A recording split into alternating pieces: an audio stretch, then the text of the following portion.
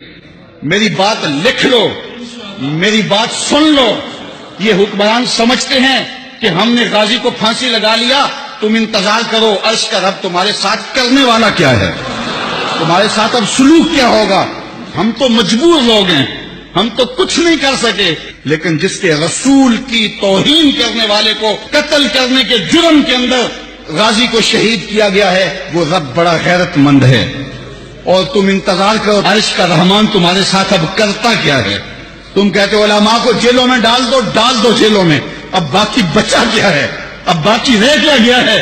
اب تم انتظار کرو کہ تمہارے ساتھ رب کرتا کیا ہے اور تمہارے ساتھ حال کیا ہوتا ہے.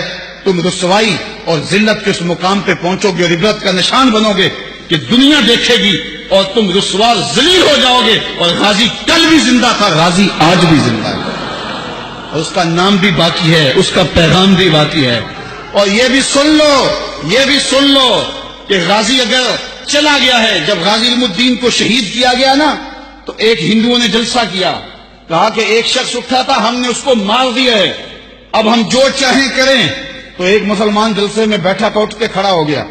اس نے کہا کرو جو کرنا ہے، غازی خود گیا ہے، چھرا چھوڑ کے گیا ہے، وہ ہم نے ساتھ دفن نہیں کیا، وہ چھوڑ کے گیا ہوا ہے. تو یہ مت سمجھو کہ ہماری خیرت مر گئی ہے. کتنے غازی پیدا ہو گئے ہیں، کتنے لوگ تیار کر گیا، اس کے جنازے میں کتنے لوگوں کو حرارت ایمان کی دی ہے. تم نے غازی کو مارا نہیں، غازی کو زندہ کیا ہے. اگر تم چھوڑ دیتے تو شاید تحریک کمزور ہو جاتی، لیکن تم نے قتل کر کے اس تحریک کو مضبوط کر دیا ہے. تم نے اس کو پانی دیا ہے، اب یہ تناور درخت بنے گا. تم اپنی خیر مناؤ، 295 سی کو تم ہاتھ بھی نہیں لگا سکتے اللہ کے فضل سے.